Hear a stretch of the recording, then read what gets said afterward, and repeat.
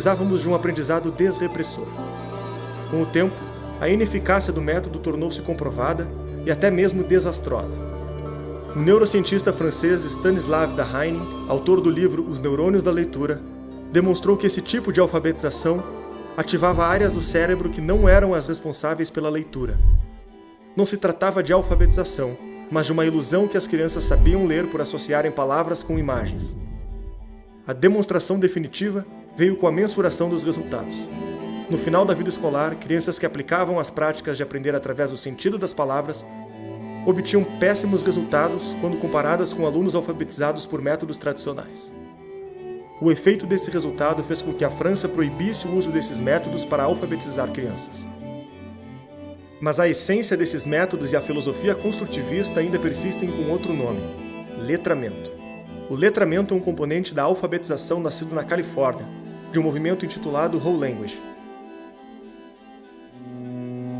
A proposta era adicionar nos métodos de alfabetização uma ideia muito parecida: aprender a ler do todo para a parte, com base em textos e não com consciência fonética, dando valor à função social da linguagem e à realidade do aluno. Esse movimento virou lei pelo estado da Califórnia, que aplicou a metodologia em todas as escolas, levando a um desastre educacional. O estado que estava nos primeiros lugares dos Estados Unidos em leitura, em pouco tempo passou para os últimos lugares. O mesmo aconteceu em Israel, fazendo as universidades fecharem os centros de letramento. Se na Califórnia e em Israel o fracasso foi prontamente identificado e corrigido, no Brasil, décadas de estragos educacionais causados pelo construtivismo parecem não ter sido bastante para afastá-lo do nosso sistema educacional. Quando o Brasil começou a desenhar a Base Nacional Comum Curricular, dispensou não só grande parte dos estudos vigentes e seus cases, também dispensou o quórum de notório saber. A BNCC foi discutida entre pressões políticas, sindicatos, fundações e populismo. O resultado foi deixarmos o componente fônico em segundo plano, e a prioridade ficou para o letramento, termo que aparece 51 vezes na BNCC e foi importado dos experimentos ideológicos fracassados por Magda Soares, que admite defendê-lo em conjunto com a visão de Paulo Freire. O motivo da vantagem dos métodos tradicionais é simples. Imagine que você é um programador. Você precisa programar um site. Se você tiver uma imagem clara na sua cabeça sobre como deve ser esse site, basta escrever na linguagem da programação e você irá chegar no site imaginado. Para que o site saia exatamente como pensou, precisa dominar os componentes da linguagem para manuseá-los e conseguir chegar no resultado imaginado. A mesma coisa acontece com a música, que também é uma linguagem. Se você quer expressar uma melodia e compô-la do zero, como fazer? Você precisa conhecer as notas musicais para colocá-las na ordem e no tempo correto e chegar no resultado desejado. As menores unidades de cada linguagem são a matéria-prima para construir a sua mensagem.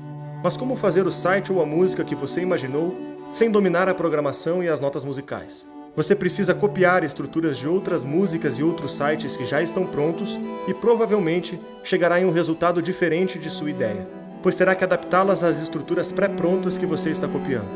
A mesma coisa acontece com a alfabetização. Sem dominar os grafemas, os fonemas e as sílabas que compõem a linguagem, você não domina o idioma e não está livre para se expressar do zero. A sua capacidade ficaria comprometida. Em vez de usar os recursos disponíveis no seu idioma para costurar a melhor forma de expressar suas ideias, você precisa adequá-las a um conjunto limitado de significados e expressões que você aprendeu anteriormente.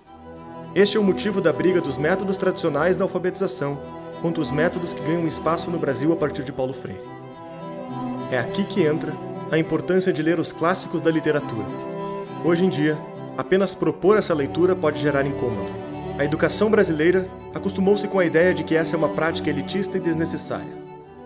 As principais correntes pedagógicas praticadas no Brasil defendem que o aluno deve se alfabetizar a partir de textos informativos, que contextualizam-no na sua condição de mundo. Quando olhamos nos testes internacionais, o resultado é diferente. No mesmo exame do PISA em que ficamos nos últimos lugares em leitura, o relatório demonstra que alunos que leem obras ficcionais têm um resultado 12 vezes superior do que os alunos que trabalham com textos informativos. Alunos que leem obras ficcionais várias vezes por semana também têm um desempenho 3 vezes maior do que aqueles que leem com menos frequência. Os testes deixam claro: textos ficcionais são mais importantes no aprendizado que textos informativos. A gente ouve muito essa expressão. Temos que combater o eurocentrismo. O que quer dizer isso em termos práticos? é tirar do cânone os clássicos gregos, os clássicos da Idade Média. Temos que democratizar o currículo. O que é democratizar o currículo? É facilitar o currículo, é baixar o nível do currículo. Uma coisa que eu vi muitas vezes ser repetido, aquela educação antiga e tradicional, ela é enganadora. Ela é má, ela é rígida, e ela é elitista e ela é dominante. Ela é das classes dominantes, para submeter as classes dominadas. E aí você vai a Portugal e encontra obras clássicas no primeiro ano do primeiro ciclo, no segundo ano, no terceiro ano, e assim por diante. Então uma criança em Portugal, né, numa escola pública, lê Ulisses, lê as fábulas de Esopo, lê ou isto ou aquilo de Cecília Meirelles no segundo ano. Eles dizem que as crianças devem ler textos clássicos porque os textos ficcionais, as narrativas ficcionais, elas exigem muito mais da memória de trabalho do leitor. Porque ao ler um texto, uma narrativa ficcional, você precisa memorizar uma série de elementos para acompanhar aquela narração. Então, as características da personagem mudam de uma página para outra, de um capítulo para o outro, o cenário, enfim. Há mudanças contínuas, uma série de elementos que precisam ser armazenados para que você acompanhe a história. E esses leitores vão ser bons compreendedores de textos, tá? Muito mais do que aqueles leitores especializados. Você não pode educar uma pessoa com base em textos científicos. Não é possível isso, porque texto científico, por definição, tem correspondência bionívoca entre signo, significado e referente. Você tem um vocabulário estabilizado, né? Os significados uniformes e permanentes. Ora, a linguagem corrente não é assim. Você tem a sutileza, você tem a mudança de significado conforme o contexto. E é ali que é nesse tipo de leitura que você tem que treinar. Se você aprendeu a ler lendo o livro científico, você vai ser analfabeto funcional para sempre. Você tá entendendo? A ciência, claro, a ciência é difícil de aprender, mas a linguagem científica ela é mais simples do que a linguagem corrente. Está entendendo? Porque é sempre correspondência bionívoca, é a linguagem uniforme, né? É unicensas, tudo tem um sentido só, sentido estabilizado igual para todos. Não pode aprender a ler com uma coisa dessa. Você está entendendo? Agora, se você vai ler Shakespeare ou Balzac, opa, a coisa não é assim.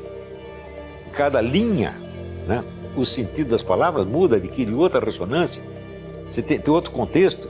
E é este treinamento da variedade de situações e variedade de intenções subjetivas, isto que é aprender a ler. Lembra que falamos lá atrás de imaginar um site ou uma música? Ali tem outro motivo para ler os clássicos. São as grandes referências da linguagem e a imaginação. A imaginação é como se fosse um projetor de filme dentro da sua cabeça. Quando você escuta uma história, lê um livro ou pensa em algo, ela projeta esses códigos tentando construir uma imagem nítida para quem pensa. Quanto mais nítida for a imagem, mais aprimorada é a competência de imaginar. Livros que apresentam o uso do idioma de forma sofisticada não só fazem uma musculação cerebral desse projetor, como estimulam a memória, as diferentes aplicações de expressões e palavras, apresentam as nuances do idioma, sofisticam a interpretação e ensinam um aluno a utilizá-lo da melhor forma. Os grandes clássicos são os grandes cases de cada idioma. É lá que a linguagem encontrou a menor distância entre a escrita e a experiência. Eles elevam a nossa imaginação, tornando-nos capazes de aprimorar nossos sonhos, nossas virtudes e nossas competências. Quanto mais eu sei, mais eu sou. Adoro dizer isso. Mas é uma variação do Wittgenstein, que já dizia que os limites da minha linguagem são os limites da minha existência. São os limites do meu mundo. O que é essa linguagem? É a capacidade de aprendizado. É o que eu sei e o que eu faço com o que eu sei. Essa é a beleza do conhecimento. Isso nos faz especial, isso nos faz ir adiante, isso nos faz perseguir a resolução dos problemas. Inteligência para a medicina é capacidade de resolver problemas. E aí eu tenho que chegar diante dos problemas e dizer, quem vai resolver isso? Sou eu. Chamar a autorresponsabilidade para mim, que está tão danificada nos dias de hoje. Todo mundo quer terceirizar a responsabilidade. Todo mundo passa a responsabilidade para o seu inconsciente, para o seu comportamento, para os seus genes, para as suas sinapses cerebrais. Agora tem que tomar um remedinho, que a culpa da minha sinapse não é minha. A culpa é tua. Se tudo isso pode ser considerado um ponto importante desde o início do aprendizado, mais na frente o problema se agrava. Deixa de ser apenas individual e começa a ser social. O analfabetismo funcional impacta grande parte dos brasileiros. Mas o que é analfabetismo funcional? Termo muito utilizado e pouco explicado. O idioma é composto por uma trindade. O signo, que é a palavra que remete a uma ideia, por exemplo, um lápis. O significado, que é a definição dessa palavra. E o referente, que é a coisa existente, o que ela se refere no mundo, o lápis concreto. O analfabeto funcional tem profunda deficiência em correlacionar esses componentes. Ele tem 3 principais dificuldades. Primeira, ele pode conhecer a palavra e até mesmo a sua definição, mas se vir o fenômeno real na sua frente, sente dificuldade de correlacioná-los. Por exemplo, uma pessoa que conheça a palavra inveja, mas quando alvo de inveja ou invejando alguém, não é capaz de correlacionar as coisas, ou talvez aplique mal as palavras, chamando de inveja fenômenos diferentes, que não correspondem com o seu significado, como medo, raiva e admiração. Esse sintoma impede a boa compreensão de textos e até mesmo a interpretação do que outras pessoas dizem, fazendo tomar conclusões erradas sobre a mensagem que está recebendo. Segundo, o analfabeto funcional também pode ser incapaz de fazer o contrário, converter os referentes, as experiências reais do mundo, em signos insignificantes, não conseguindo se expressar através da fala e da escrita. Esse sintoma é responsável por intensa turbulência na vida pessoal e profissional, confinando as experiências, ideias e percepções da vítima dentro dela mesma. Na incapacidade de se comunicar adequadamente, o analfabeto funcional fica preso dentro de si. E o problema mais grave, em função dessas 2 deficiências, o indivíduo não consegue navegar pela linguagem, nem utilizá-la para compor a sua forma de se expressar. Resta copiar o uso de signos e significantes que ele assiste os outros utilizarem, mesmo que desconheça o referente. Ao longo do tempo, o analfabeto funcional desenvolve uma histeria, na incapacidade de ir do mundo real aos símbolos, e dos símbolos ao mundo real, ele passa a descartar a necessidade do referente, da própria realidade. A partir desse momento, ele está apto a acreditar no que diz e no que escuta, mesmo que não diga respeito a nada concreto. A substituição da realidade por signos vazios faz com que eles sejam preenchidos como crenças, fundindo-se a sua própria personalidade. E quando algo confronta qualquer coisa que ele diz ou pensa, sente que a sua estrutura de crenças está sendo atacada. O sujeito não entendeu o que ele está lendo. Quer dizer, ele, claro que sabe ler, em princípio, mas não tem a compreensão de texto equivalente ao nível da profissão que ele exerce.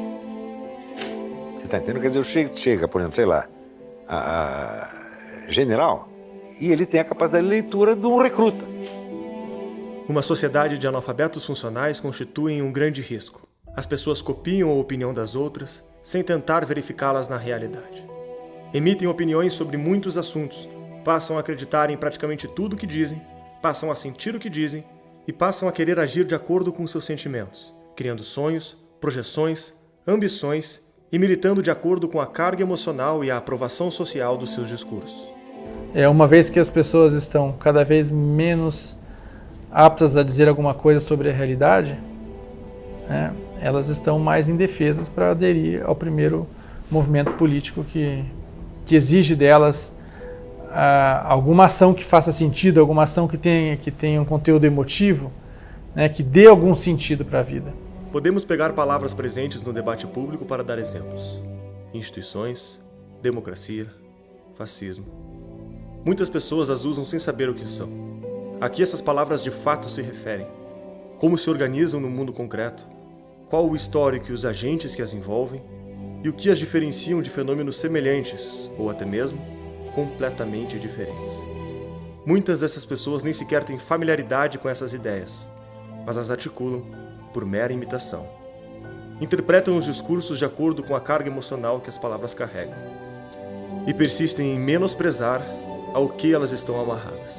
O principal recurso de aprendizado que resta para esses indivíduos é o de perceber nos seus pares qual o discurso mais aprovado e qual o mais rejeitado, e assim ir, por tentativa e erro, calibrando o seu signo sem qualquer referente, vivendo meramente por imitação e condenando a própria inteligência ao exílio. Se é pela aprovação social que ela expressa suas ideias, quanto mais participar do senso comum de determinado grupo, mais vai ser aprovado por uma maioria, e mais vai buscar repeti-las. Quando chega este momento, a realidade foi posta em segundo plano e a culpa foi da má educação. Qual a surpresa de não a valorizarmos? Como uma sociedade que não se preocupa em buscar a verdade pode levá-la a sério? Se aceitamos que as coisas são vazias e não se referem a nada, por que perderíamos tempo investigando grandes ideias? Elas não são mais um poderoso aparato para enfrentarmos a vida. Em uma sociedade de analfabetos funcionais, foram reduzidas a um discurso vazio em que jamais poderíamos acreditar.